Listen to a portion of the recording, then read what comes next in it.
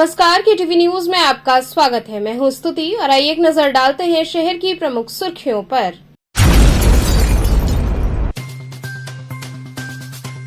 शारदीय नवरात्र के छठे दिन मान्यतानुसार श्रद्धालुओं ने मां कात्यायनी के दरबार में लगाई हाजिरी।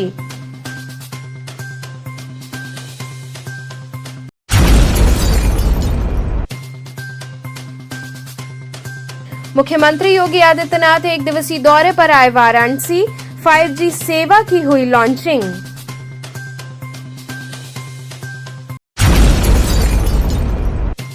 बीएचयू दंत चिकित्सा विज्ञान संकाय द्वारा राष्ट्रीय कार्यशाला हुई आयोजित।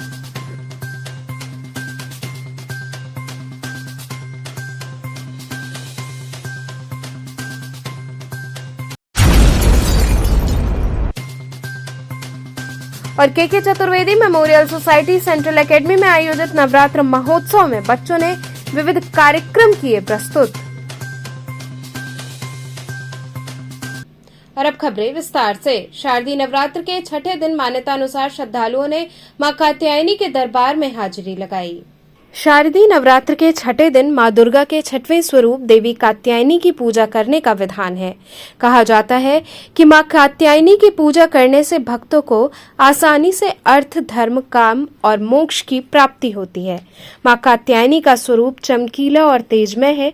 इनकी 4 भुजाएं हैं। दाईं तरफ का ऊपर वाला हाथ अभय मुद्रा में रहता है, वहीं नीचे वाला हाथ वर मुद्रा में है। मां कात्यायनी बाईं तरफ के ऊपर वाले हाथ में तलवार धारण करती हैं व नीचे वाले हाथ में कमल का फूल सुशोभित रहता है। धार्मिक मान्यता के अनुसार जो भी जातक देवी कात्यायनी की पूजा पूरी श्रद्धा से करता है, उसे परम पद की प्राप्ति होती है। माता कात्यायनी को लाल रंग सर्वाधिक पसंद है। महर्षि कात्यायन की तपस्या के बाद माता कात्यायनी ने उनकी पुत्री के रूप में जन्म लिया था। वहीं मां का पूजन अर्चन करने से जिन भी कन्याओं के विवाह में किसी भी प्रकार की अड़चनें होती हैं, वो मां की कृपा से दूर हो जाती हैं। काशी में मां का मंदिर चौक स्थित माता संकटा मंदिर के पीछे स्थित है। मां का मंदिर काफी सक्रिय गलियों में होने के बावजूद भी बड़ी संख्या में भक्त मां के दर्शन हेतु पहुंचते हैं। वहीं आज भोर से ही मां के दर्शन हेतु बड़ी संख्या में भक्तों का तांता लगा रहा। श्रद्धालुओं ने मां को प्रिय लाल चुनरी, गुड़हल की माला सहित फल फूल मिष्ठान अर्पित कर उनका विधि विधान से पूजन अर्चन किया और मां से जीवन मंगल की कामना की। आज हम कात्यायनी छठ के अवसर पर नवरात्रि में कात्यायनी छठ के दिन कात्यायनी जी के दर्शन का विधान है, तो कात्यायनी जी का दर्शन करने के लिए आए हैं। और वाराणसी में कात्यायनी जी का मंदिर आत्मावीरेश्वर मंदिर के अंदर है, यहाँ सिंधिया घाट सिद्धेश्वरी गली के अंदर। और माता कात्यायनी जी से परिवार के सुख समृद्धि की कामना किए। और कात्यायनी जी के लिए कहा गया है कि जो कुंवारी कन्याओं का विवाह नहीं होता, प्रत्येक मंगलवार को 21 मंगलवार तक कात्यायनी माता को हल्दी और दही का लेप करती हैं, तो उनका विवाह शीघ्र हो जाता है। गुरुजी, आज किस माता का दर्शन है, क्या महत्व है यहाँ का? आज माता कात्यायनी का दर्शन है। 9 दुर्गा में ये आती है। 9 दुर्गा में छठवें दिन उनका दर्शन होता है। किस तरह के फल की प्राप्ति होती है माता के दर्शन? इनके दर्शन पूजन से अनेक प्रकार की फल प्राप्ति होती है, जैसे कि किसी कन्या का या किसी वर का अपना शादी ब्याह नहीं हो रहा है, उसमें अड़चनें आ रही है, इसके लिए माता का अपना जो है आशीर्वाद करना, उनका जो भी अपना अड़चनें आती हैं सब दूर होता है और उनका कार्य अपना जो है आगे बढ़ता है। कन्याएं ज्यादा पूजा करती है इस दरबार में। हाँ, इसमें कन्या को अपना माता को अपना पीला चीज बहुत पसंद है, जैसे पीला फूल गया, पीला प्रसाद गया, फल में अपना पीला जैसे संतरा गया, केला गया, आम गया, ये सब पीला। और दही और हल्दी माता को अपना जो लेपन होता है, इसके माता जो है इक्कित वर अपना जो प्रदान करती है, चाहे वो कन्या हो चाहे वो वर।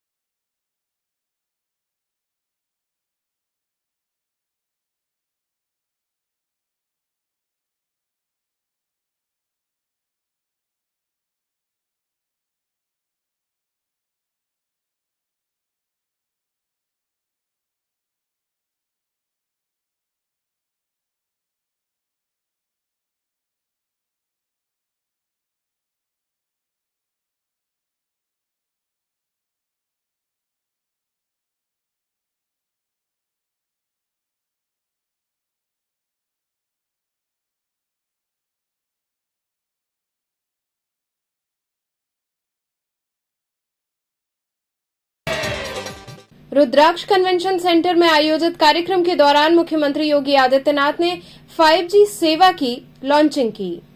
उत्तर प्रदेश के मुख्यमंत्री योगी आदित्यनाथ एक दिवसीय दौरे पर काशी आए। इस दौरान दिल्ली में प्रधानमंत्री नरेंद्र मोदी व बनारस में मुख्यमंत्री योगी आदित्यनाथ ने 5G सेवा की लॉन्चिंग की। वहीं देश को 5G की सौगात देने के बाद प्रधानमंत्री ने रुद्राक्ष कन्वेंशन सेंटर में आयोजित कार्यक्रम में मौजूद मुख्यमंत्री से संवाद किया।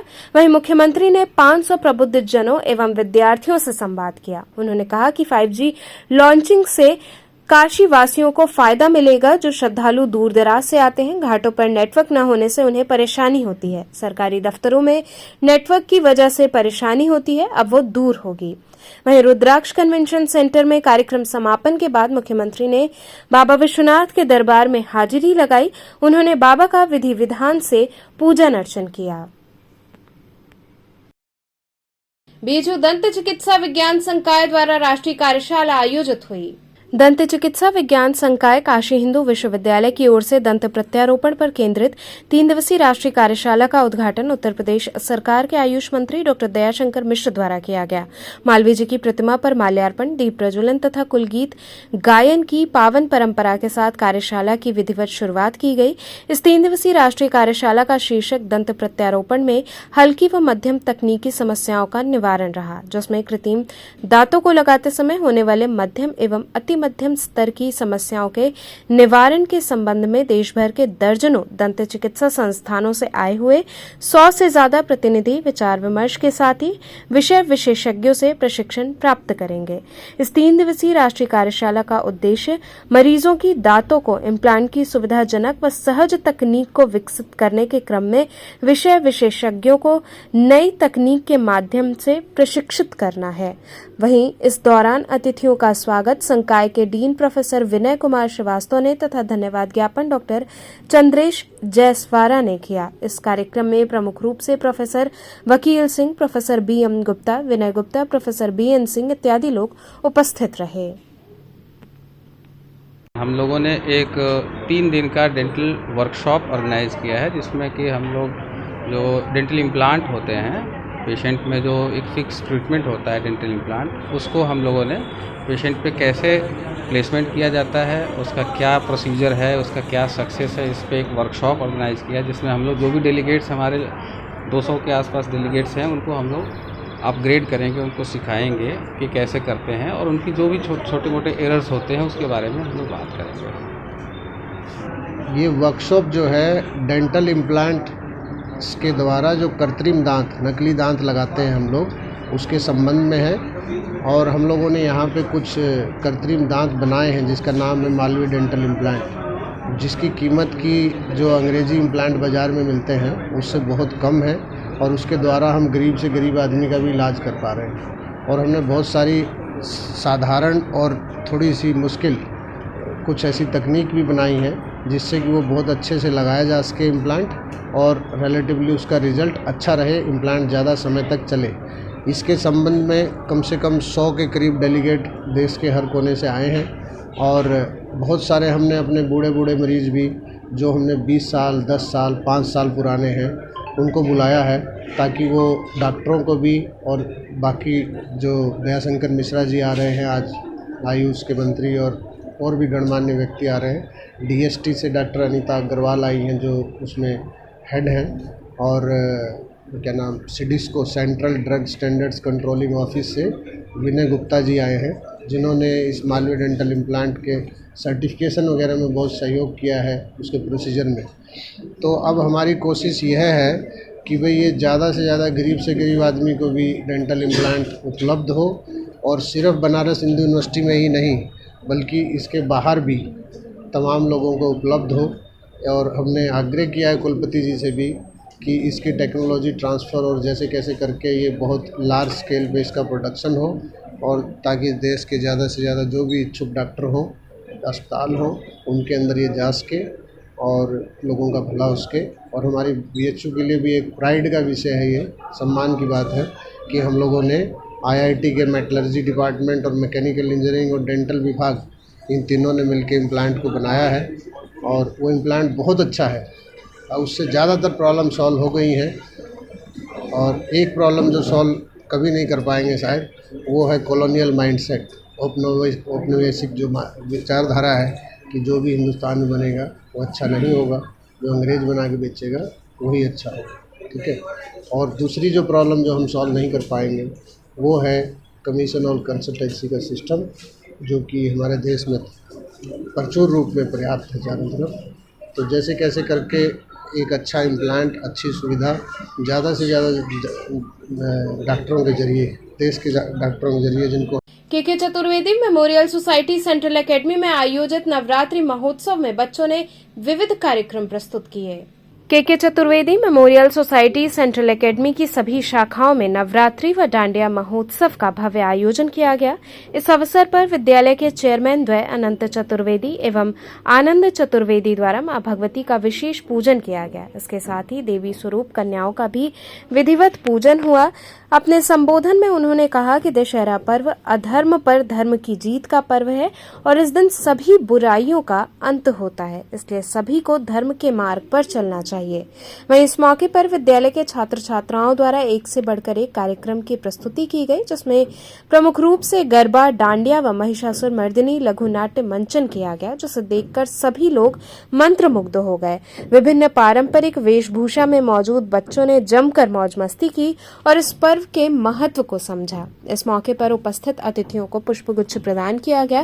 वहीं अंत में धन्यवाद ज्ञापन कृतेश एवं ऋषभ ने दिया। इस मौके पर रिंकल सेठ, शिवानी, समीर, फरीन, सोमा, अभिलाष सहित समस्त शिक्षक शिक्षिकाएं व छात्र छात्राएं उपस्थित रहे।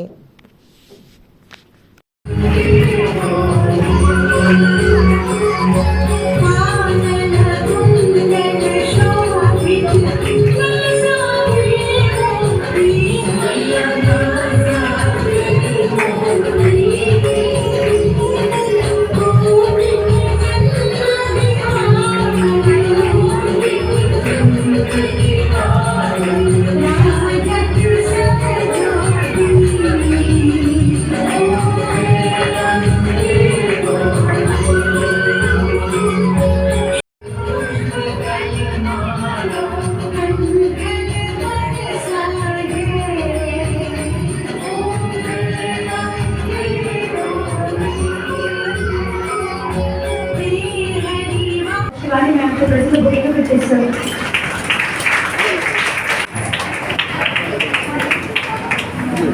और बहुत अच्छा था, बहुत अच्छा था, लेकिन उसमें इस तरह से हम लोगों ने देखा है और इसमें तो दोनों ने बहुत बढ़िया किया था। तो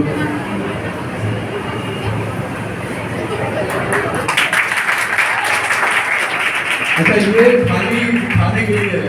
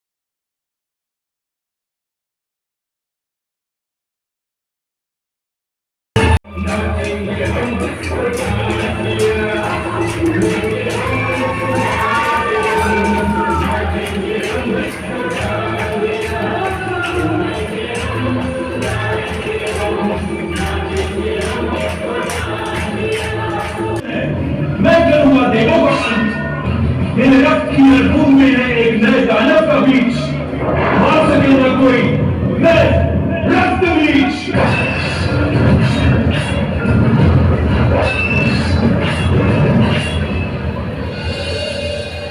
हे मां पार्वती, उपकार करो, रक्त बीज का संहार करो, बचा लो हम सभी के प्राण, इस सृष्टि का उद्धार करो।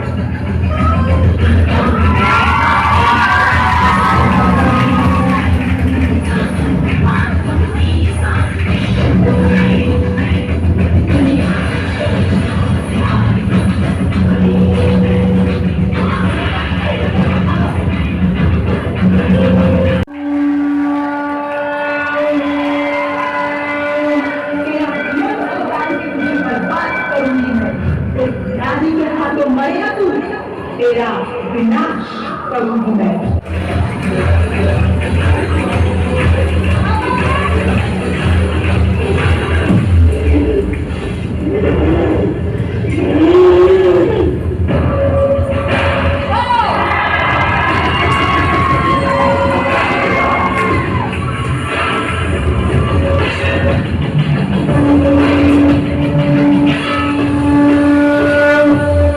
आखिरी अवसर है ये तेरा, छोड़ दे ये मोह का पाप, तेरा अब निश्चित है, होगा तेरा सर्वनाश।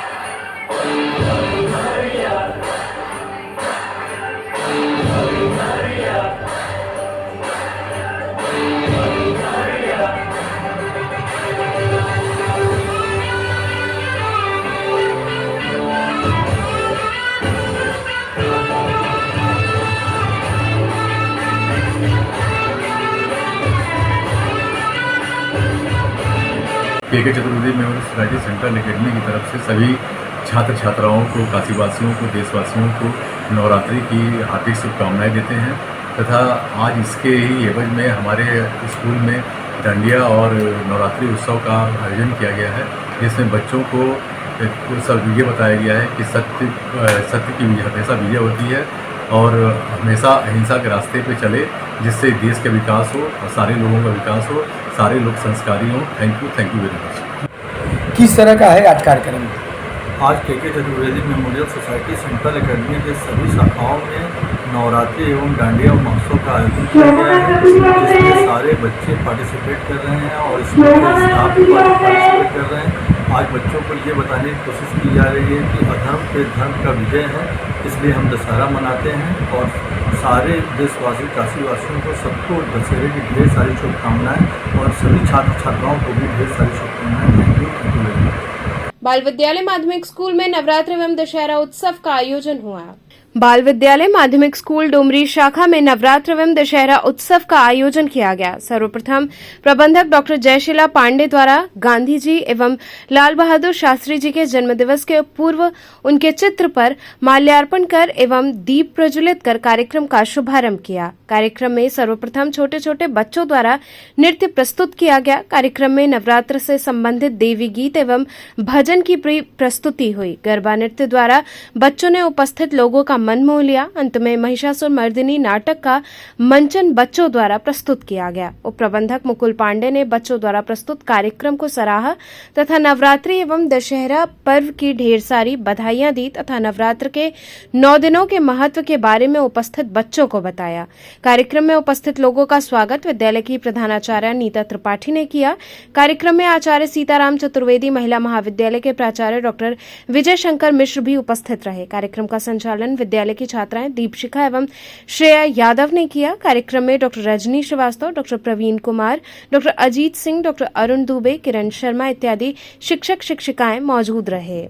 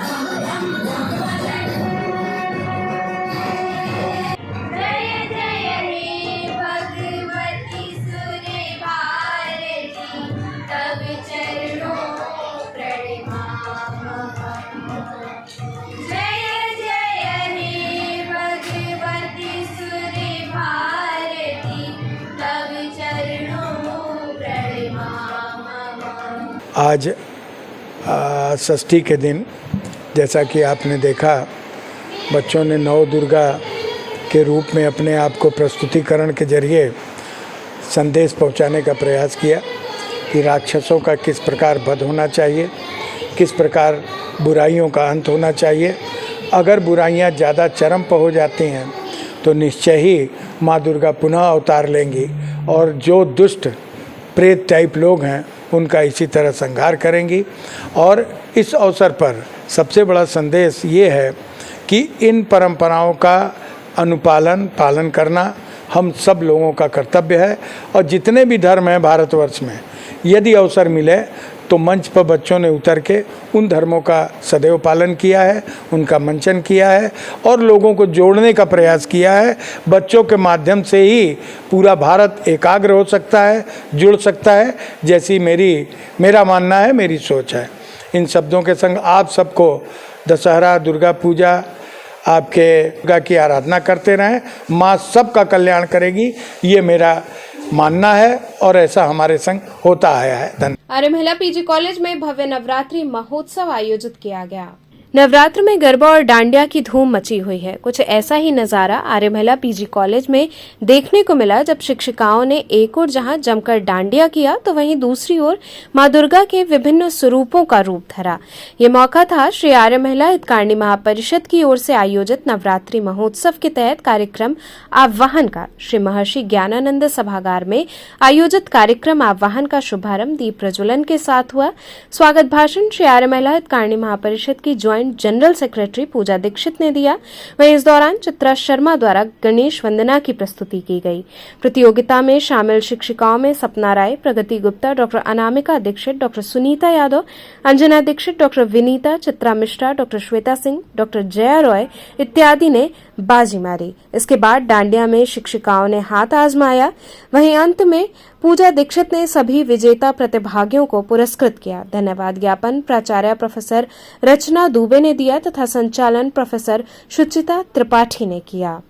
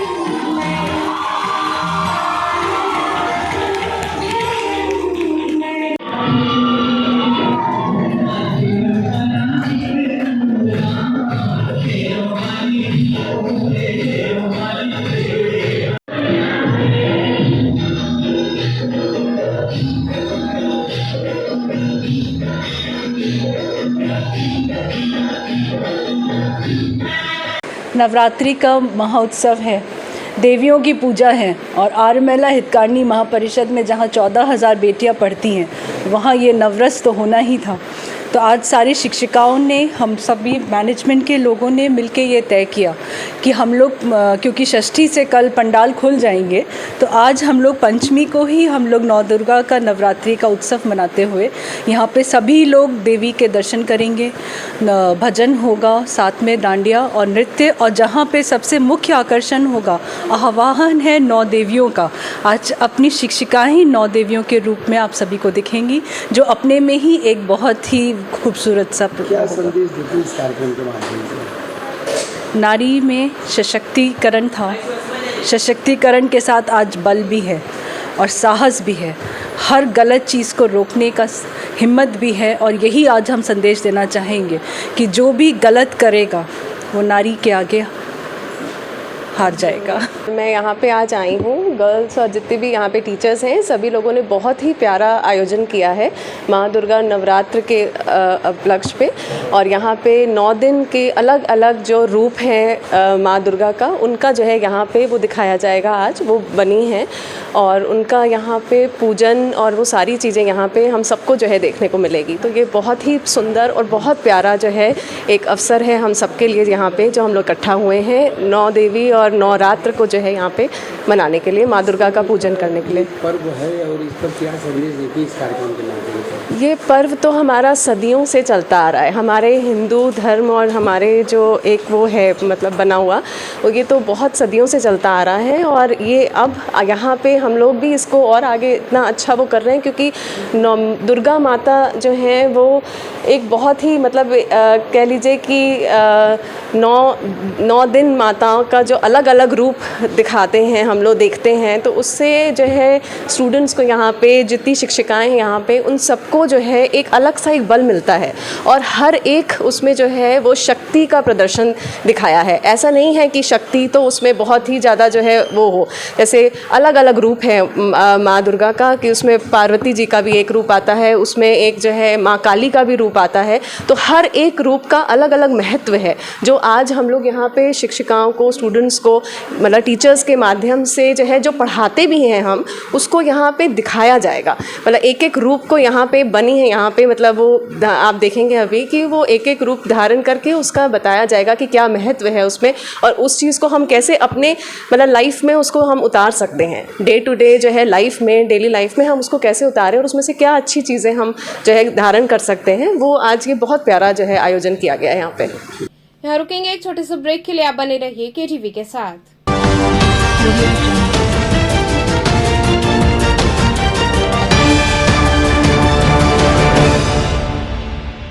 खबरों से जुड़े रहने के लिए हमारे चैनल KTV वाराणसी को सब्सक्राइब करें और लेटेस्ट अपडेट्स के लिए बेल आइकन को प्रेस करें।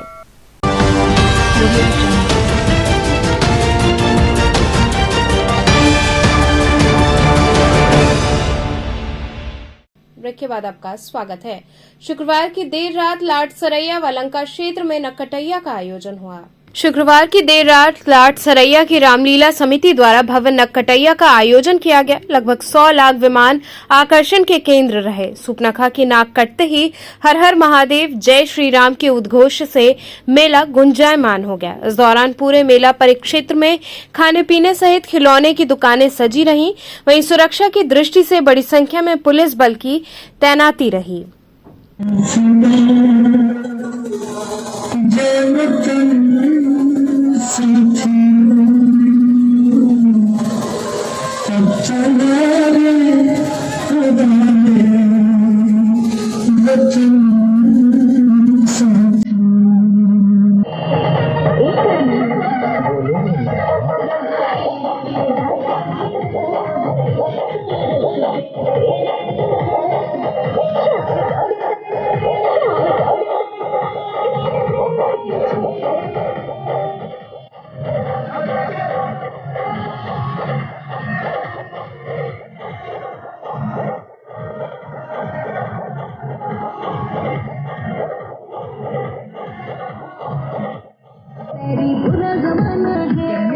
जाने क्या क्या कहेगा, मेरी बुरा जमाना है, जाने नहीं दूंगा राजे।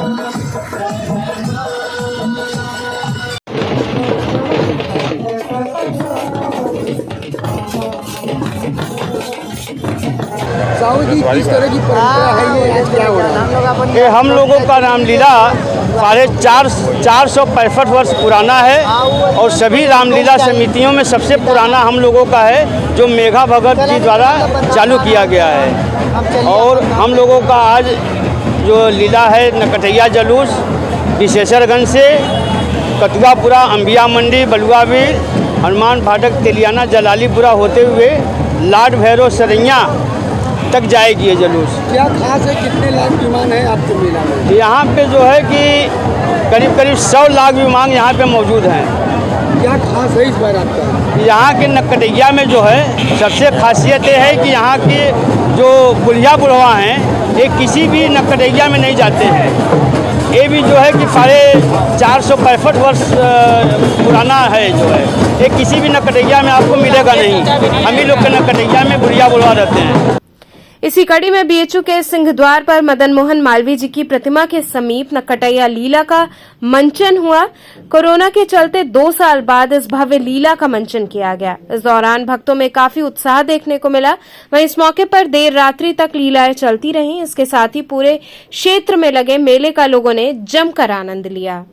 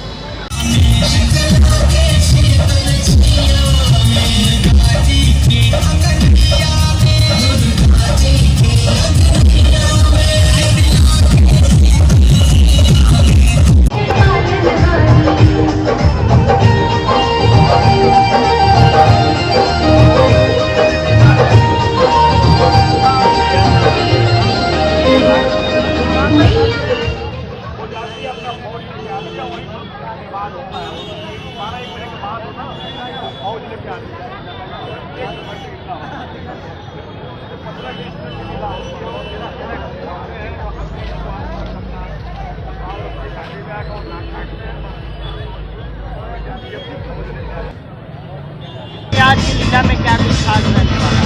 आज की लीला जो है नाग कटैया की लीला है। लक्ष्मण जी जो है सुपनका का कान काटेंगे और जो है कि वो रोते हुए जाएगी अपने भाई के पास, खरदूषणों के पास, और उन लोगों को लेकर आएगी और फिर भगवान से युद्ध होगा और खरदूषण मारे जाएंगे। फिर उसके बाद रावण आएगा, पहले मारीच को हिरण के रूप में भेजेगा,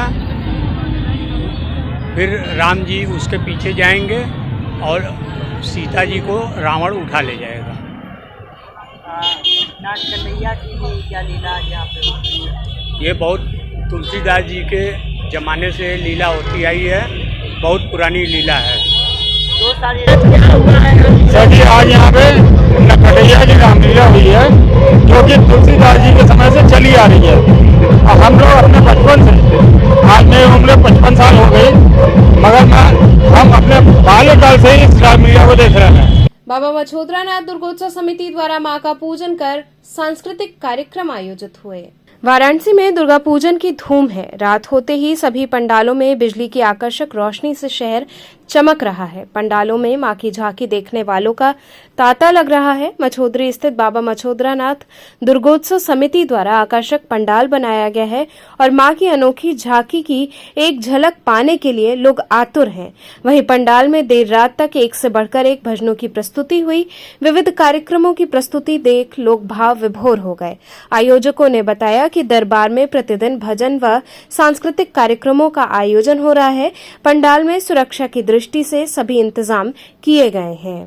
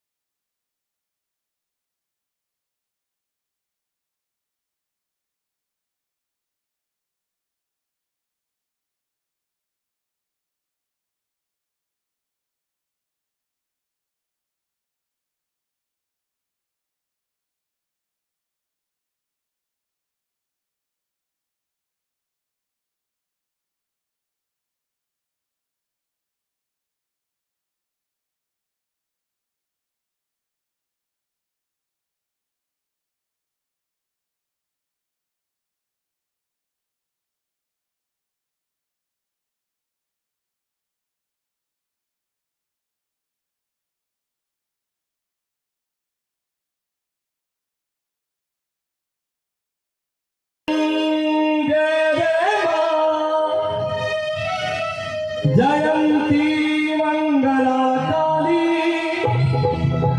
भद्रकाली कपाली दुर्गा क्षमा शिवा धात्री स्वाहा सदा नमोस्तुते। माँ कैसी लग रही है? माँ कैसी लग रही है? अरे रूप मोहिनी नेत्र गुलाबी शेर की करे सवारी। अरे रूप मोहिनी नेत्र गुलाबी शेर की करे सवारी। आदि शक्ति है विश्वरूपिणी तू जग की महातारी।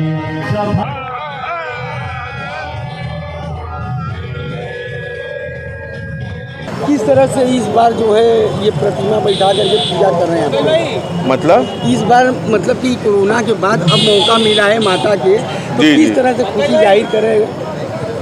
2 साल कोरोना की वजह से हम लोग का कोई कार्यक्रम नहीं हुआ, लेकिन फिर सबके सहयोग से, जन सहयोग से हम लोग सब कुछ मिलाकर चंदा इकट्ठा करके माँ का प्रतिमा का ये रूप दिया गया है। और हमारे यहाँ सांस्कृतिक कार्यक्रम विगत 30 वर्षों से होता चला रहा है, तो वो भी इस बार हो रहा है। तो इस बार क्या खास है आपके पंडाल में? खास तो आप खुद देख सकते हैं कि ये गुजरात का हनुमान मंदिर का स्वरूप है।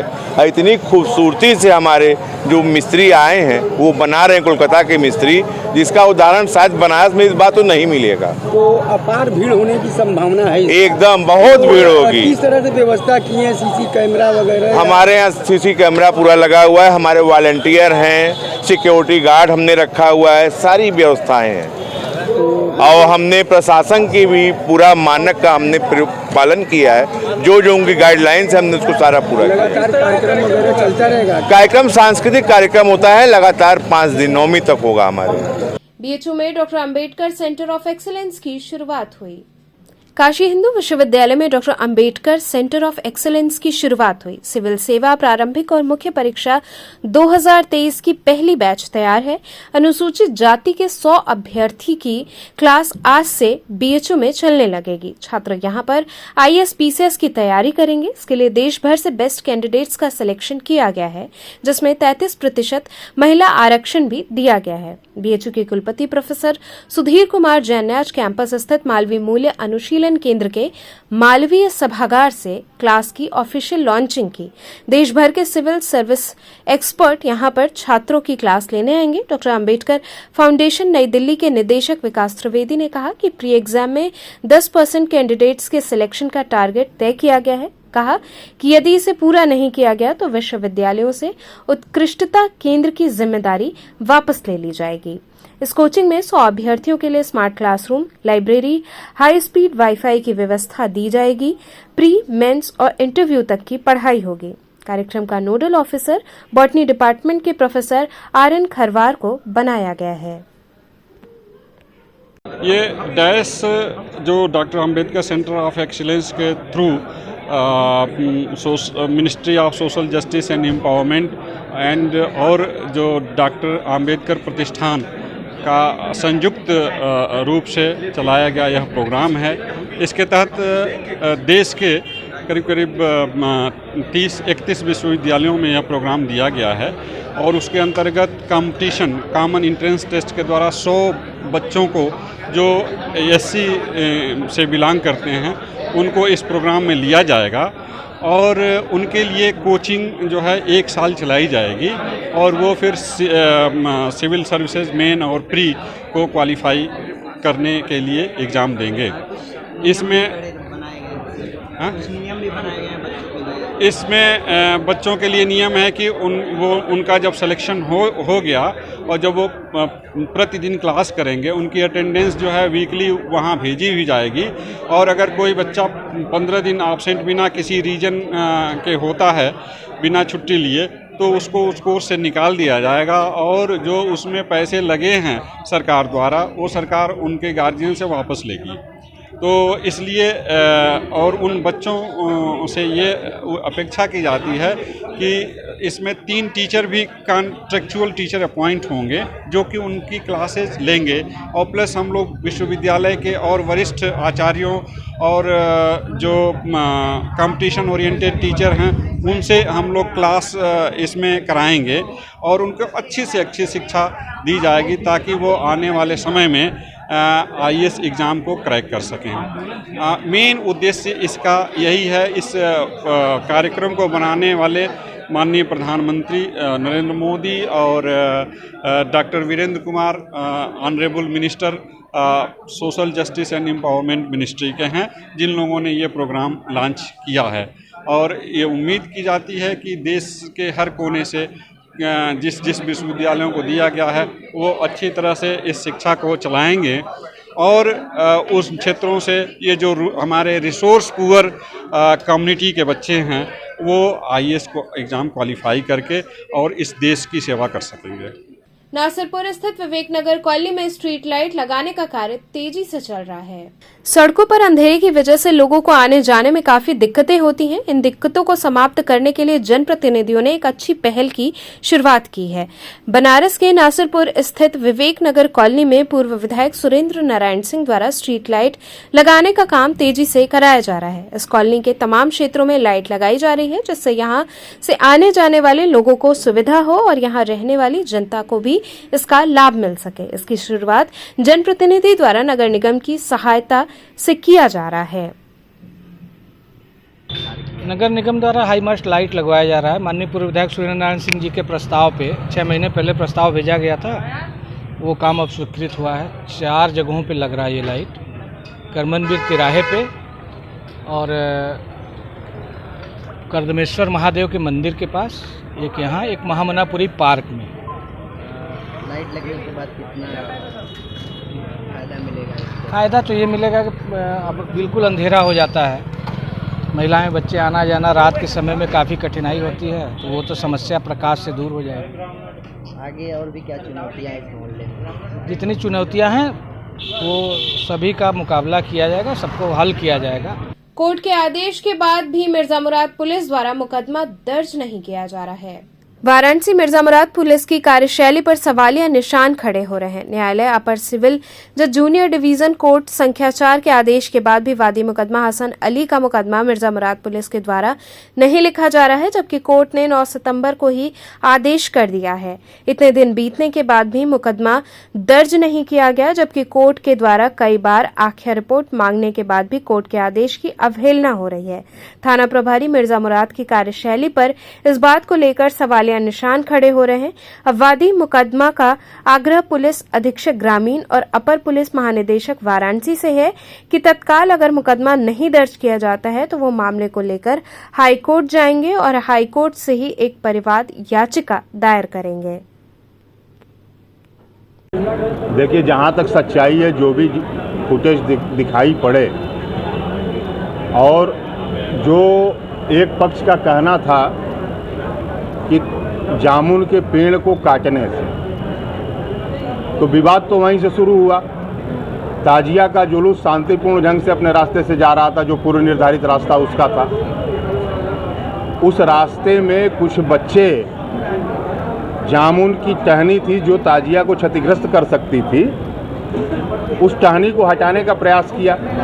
टहनी टूट गई और टहनी टूटते ही एक वर्ग जो है दूसरे वर्ग पे हमला कर दिया। और साफ साफ वो सारे फुटेज में ये दिखाई पड़ रहा है कि हमलावर कौन है और बचाव कौन कर रहा है। ताजिया के 2 टुकड़े करके एक टुकड़े को कम से कम 100-150 मीटर दूर ले जाते हुए हमने देखा है उस फुटेज में। अब उसके बाद जो हमलावर हैं वही मुकदमा दर्ज करा दिए। मुस्लिम पक्ष का मुकदमा दर्ज नहीं हुआ, तो मुस्लिम पक्ष का मुकदमा कोर्ट में एप्लीकेशन देने से कोर्ट ने संज्ञान लेते हुए मुकदमा दर्ज करने का आदेश कर दिया। यही इसकी सच्चाई है। आदेश तो हो गया, लेकिन आप कह रहे हैं कि संविधान सबसे बड़ा है, कोर्ट का भी आदेश, उसके बावजूद थाने वाले मुकदमा नहीं लिख रहे, तो क्या राजनीति है वास्तव में संविधान में भारी पड़ रही है? बिल्कुल भारी पड़ रही है। कैसे इस चीज़ को कैसे बिल्कुल भारी पड़ रही है। आज का राजनीतिक परिवेश ऐसा है कि सारे सिस्टम को कोलैप्स करके एक हाथ में बांध के रख दिया गया है और केवल एक वर्ग विशेष, धर्म विशेष या जाति विशेष कहिए उनके प्रति उत्पीड़ात्मक कार्रवाइयाँ हो रही हैं, बाकी कुछ नहीं है। शाह मोहम्मद जी, ये बताइए जो ताजिया को लेकर विवाद हुआ था उसमें अब तक कुल मिला के क्या कार्रवाई हुई है? कार्रवाई हम लोग जो किए, थाने पर भी गए, हमारा FIR नहीं लिखे, फिर हम लोग कोर्ट में आए वकील साहब के पास, तो यहाँ से 156(3) से लगाए थे, तो 156(3) का जब वहाँ कागज़ गया तो वहाँ से कोई रिकवरी नहीं हुई और फिर दोबारा गया, फिर भी कुछ नहीं हुआ, तीसरी बार रिमाइंडर गया, फिर भी आज तक कोई सुनवाई नहीं है। हम लोग हमारे घर से 2 आदमी को ले गए जेल, अभी तक जेल में हैं, और पड़ोस से 2 लोगों को ले गए जेल में हैं, और लोगों को जेल में लेकर गए हैं, सब लोग जेल में हैं। हम लोग इधर दौड़ रहे हैं लेकिन कोई सुनवाई नहीं हो रहा है। जब 150 लोगों के खिलाफ मुकदमा लिखा गया था, आपके परिजन भी इसमें आए थे, तो क्या आप लोगों के द्वारा पुलिस को FIR करने के कहा गया था? कुछ नहीं, आप लोग नहीं गए थे? हम लोग गए थे। तो पुलिस ने क्या कहा? पुलिस ने कहा कि हम लोगों पर दबाव है। किसका दबाव है? अब ये हम नहीं जानते। पुलिस ने कहा कि दबाव है, आपसे कहा था? हम लोगों पर दबाव है। आपसे कहा था?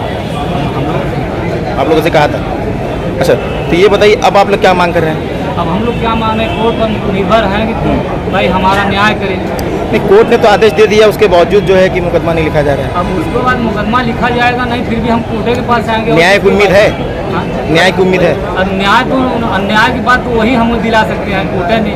न्याय की उम्मीद है पूरी? हाँ, न्याय की उम्मीद है हमें कोर्ट से। मामला क्या था, क्यों हुआ था ये? मामला यही था, ताजिया हम लोग लेकर 8 किलोमीटर दूर पहुँचे करधना गाँव में, तो एक का जामुन की पेड़ थी, उसकी एक टहनी थी जो कि क्षति कर सकती थी, और उसमें हम लोगों ने लगा लिए थे, उसको खींचने लगे कि ताजिया पार हो जाए, लेकिन वो टहनी टूट गई।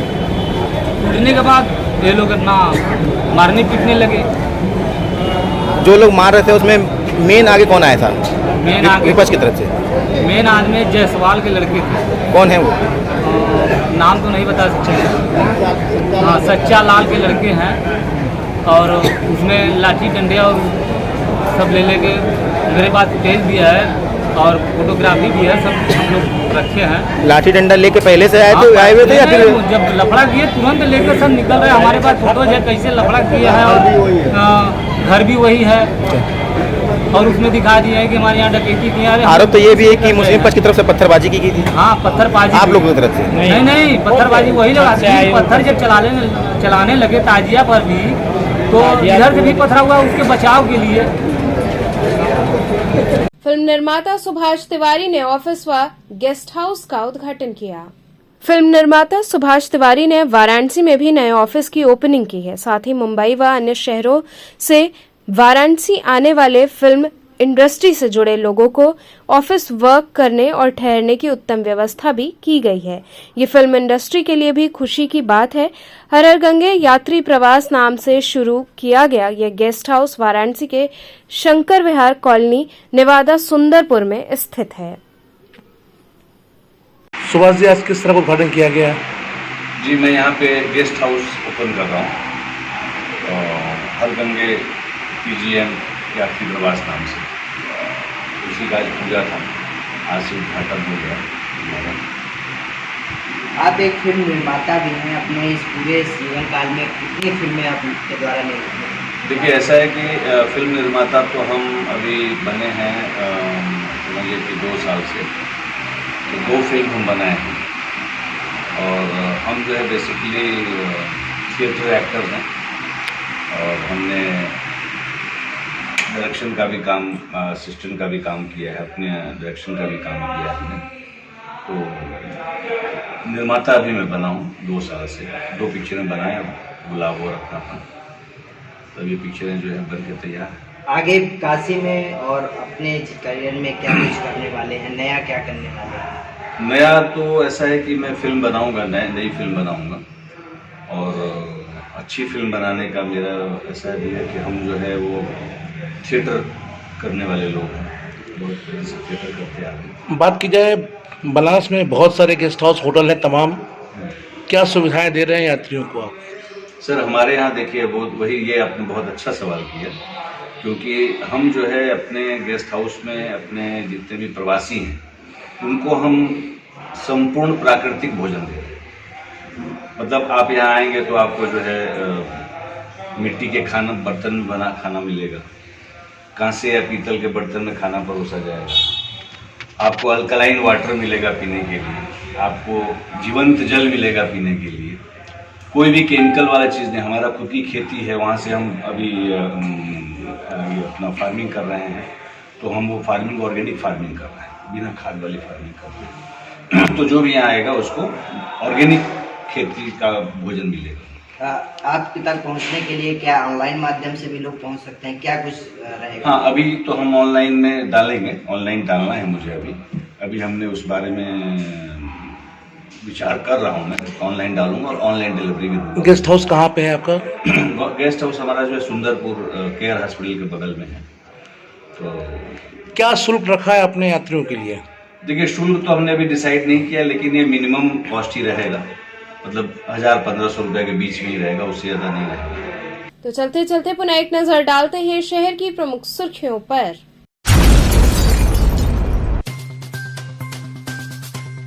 शारदीय नवरात्र के छठे दिन मान्यतानुसार श्रद्धालुओं ने मां कात्यायनी के दरबार में लगाई हाजिरी।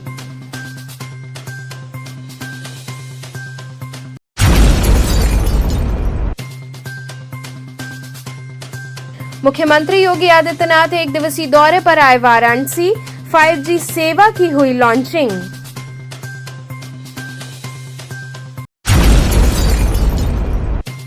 बीएचयू दंत चिकित्सा विज्ञान संकाय द्वारा राष्ट्रीय कार्यशाला हुई आयोजित।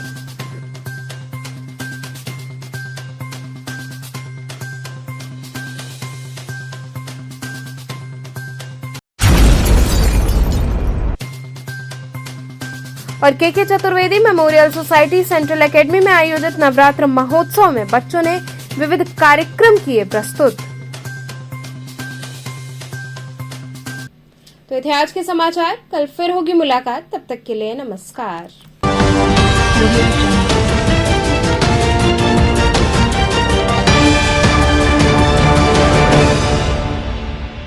खबरों से जुड़े रहने के लिए हमारे चैनल KTV वाराणसी को सब्सक्राइब करें और लेटेस्ट अपडेट्स के लिए बेल आइकन को प्रेस करें।